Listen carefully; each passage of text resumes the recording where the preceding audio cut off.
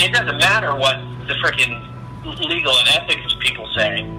We need to win this motherfucker. Hillary is aware of all the work that you guys do, I hope. The campaign is fully in it. And then they tell Hillary what's going on. Well, I mean, Hillary knows through the chain of command. Yeah. I'm not suggesting we wait around. We need to start this shit right away.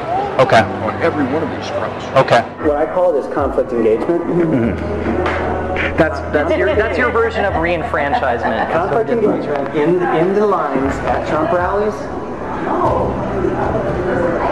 We're starting anarchy here. This is part one of our undercover investigation into the dark, backroom dealings of the Hillary Clinton presidential campaign. The culmination of a year-long investigation infiltrating the machine from the bottom all the way to the White House. There are concerns this election will be rigged. What you're about to see will make you uncomfortable and angry. It's graphic, uncensored, and disturbing. Our attorneys say there is strong evidence of criminality, and this is just part one. A lot of pre-union guys, they'll do whatever you want. Yeah. They're rock and roll. So I'm basically Deputy Rapid Response Director for the DNC for all things Trump on the ground. Nobody's really supposed to know about me. You know what I'm saying? We have mentally ill people that we pay to do shit. Make no mistake. This guy named Cesar Vargas is his name. I got a priest to cry on camera once. You know, Brad and Bob and Lux and myself are all part of the old school method where it doesn't matter what the frickin' legal and ethics people say. We need to win this motherfucker. So Bob is really good friends with him, and talked to him this afternoon, and they are all in. If we can get 25 grand, they're all in. There is a narrative that supporters at Trump rallies are violent and dangerous, looking to beat up protesters who don't agree with them. But our undercover investigation into the Hillary Clinton Democratic Party machine reveals a very different story. If you're there and you're protesting and you do these actions, you will be attacked at Trump rallies. That's what we know. So that's part of the process of eliciting the reaction. The whole point of it is we know that Trump's people will freak the fuck out. His security team will freak out, and his supporters will lose their shit. This is Scott Fogle. He is the National Field Director for Americans United for Change. He used to work for People for the American Way, an organization funded by George Soros. He also has his own company called the Fogle Group. He is one of the dark operatives for the Clinton campaign. We are contracted directly with the DNC and the campaign, both. Yeah. I am contracted to him, but I answer to the head of special events for the DNC and the head of the special events and political for the campaign. The campaign pays DNC, DNC pays Democracy Partners pays the Fogle Group, the Fogle Group goes and executes the shit on the ground. Democracy Partners is a private political consulting company with deep ties to Hillary Clinton, Barack Obama's White House, and the Democratic National Committee. We are the primary mechanism as a team. Democracy Partners is the tip of the spear on this. Wherever Trump and Pence are going to be, we have events. Okay. And we have a whole team across the country that does that. Both consultants and people from the Democratic Party and the Democratic Party apparatus and people from the campaign, the Clinton campaign. My role with the campaign is to manage all that. Bob Creamer is Democracy Partners. He is the husband of Jan Schakowsky, a Democratic congresswoman from Chicago, and in 2005 he pled guilty to tax violations and bank fraud. He was convicted and sentenced to 5 months in prison and 11 months of house arrest. He founded Democracy Partners in 2011. Just for a little orientation, Democracy Partners is kind of a group practice of a variety of consultants that do essentially a wide variety of different kinds of political consulting. I work with Bob Creamer one-to-one all the time. I'm the white hat. Democracy Partners is kind of the dark hat. Bob Creamer is diabolical, and I love him for it. Yeah. This investigation has revealed compelling evidence of a dark money conspiracy, a violation of federal campaign coordination laws between Hillary Clinton's campaign, Priorities USA, Hillary's super PAC, and the Democratic National Committee. We have a quick deliverable that we have to deliver every day for our groups of clients who are involved in these projects. AUFC, A4C, which is Alliance for Change, Alliance for Retired Americans, which is part of AFL-CIO. They're one of our partners on the AUFC stuff for Social Security. Depends on the issue. And then there's the DNC and the campaigns and priorities. Priorities is a big part of this too. The campaigns and DNC cannot coordinate with priorities, but I guarantee you that the people who run the super PACs all talk to each other, and we and a few other people are the hubs of that communication. Like, so you're kind of like intermediaries between the super PACs and the DNC. But they can, the DNC, they can't talk to each other. Okay. But you guys are kind of like... We're consultants, so we're not the official entity.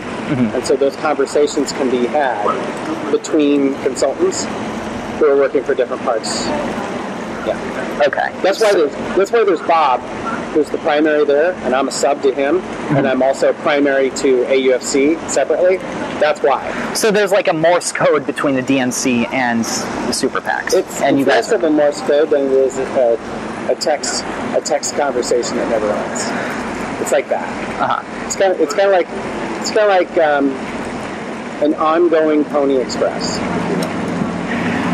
Okay, so I mean that's not as efficient as it could be, but that's because the law doesn't allow it to. The thing that we have to watch is making sure there's a double blind between the actual campaign and the actual DNC and what we're doing.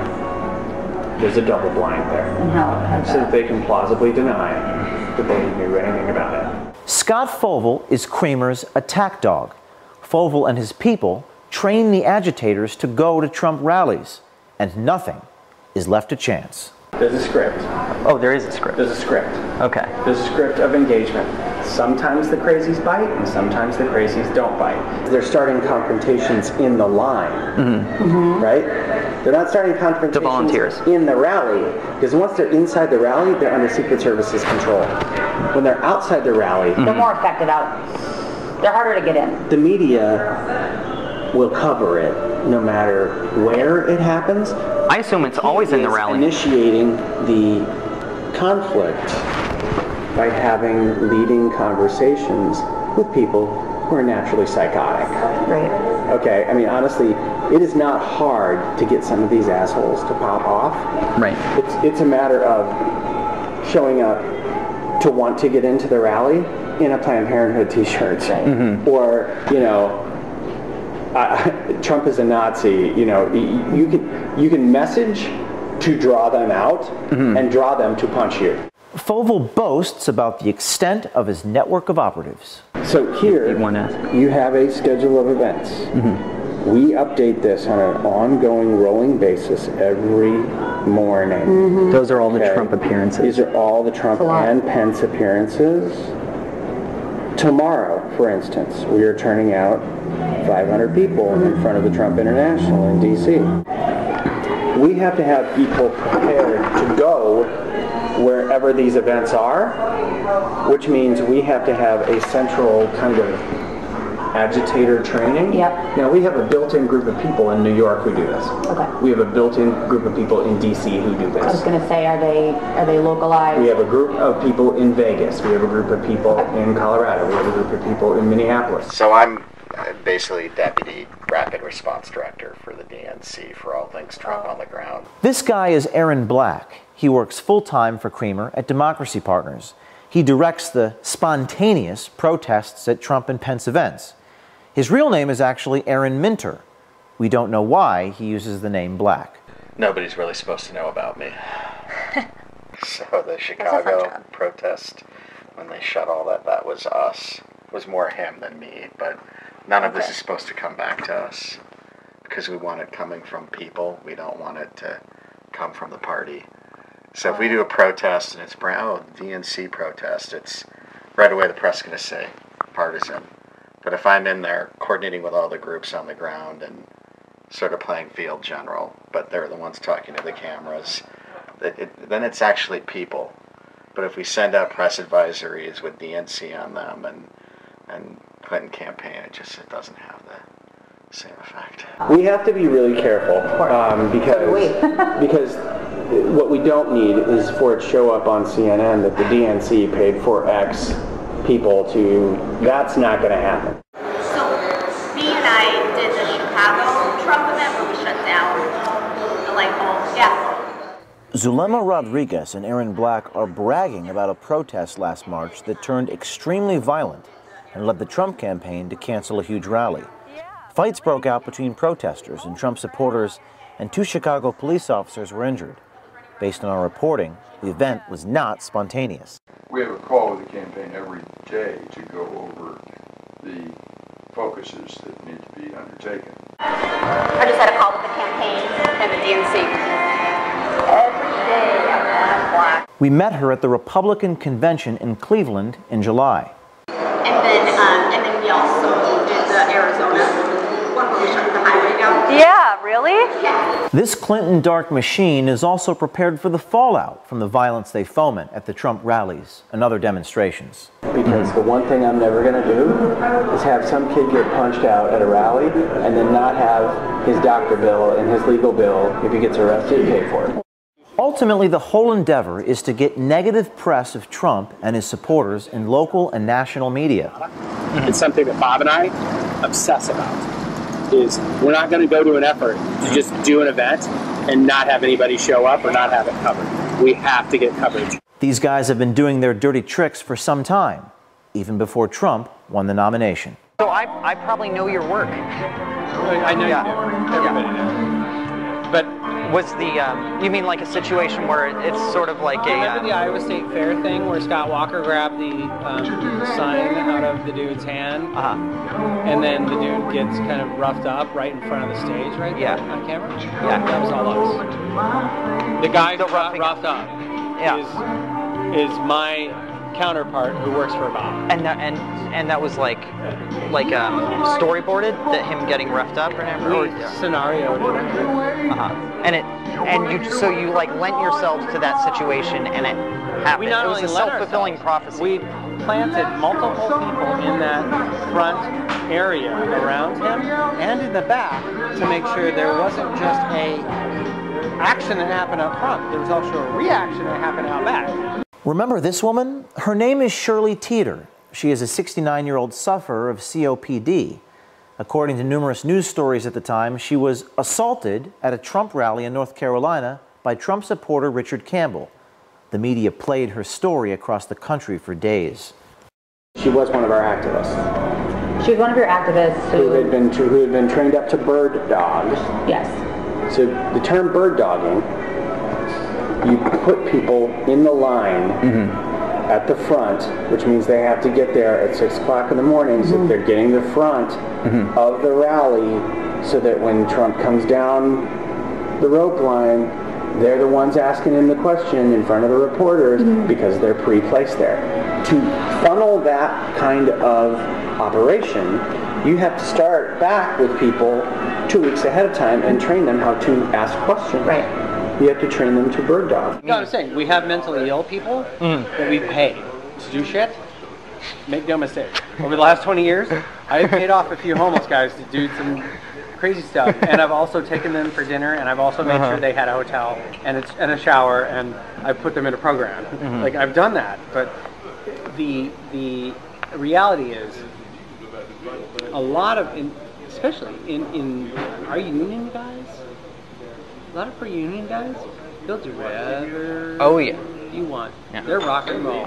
When I need to get something done in Arkansas, the first guy I call is the head of the AFL-CIO down there, because he will say, what do you need? And I will say, I need a guy who will do this and this, and they find that guy. And that guy will be like, yeah, hell, let's do it. Bird dogging. Bird dogging. It's a word we had not heard until we got into this investigation. But when we checked the WikiLeaks Clinton emails, we found references to the term in emails to and from the campaign. This is a chain where Clinton campaign manager Robbie Mook suggests it might be a tactic to employ to shore up support with Hispanic voters. After our report, they may also need some help with the people in Iowa and Wisconsin. So I have to be really honest. Iowa is a difficult case because it's a 50-50 state, and honestly, half the state is racist as fuck. I came home last night and really just, I was upset because that's not the way I was raised, and that's not the Iowa that I grew up in, but you kind of have to accept that that's the way it is. Now, it's not who you are, but that's what the state is. Right. Wisconsin is just as bad. Okay. I'm Hillary Clinton, and I approve this message. Corruption. As you can see, it's alive and well in our country, and you're paying for it. As we continue to release more videos, you must hold the mainstream media to account to further investigate what we've uncovered. America, our war is here. We must decide if we're going to save this country or lose it. To quote Abraham Lincoln, America will never be destroyed from the outside. If we falter or lose our freedoms, it will be because we destroyed ourselves.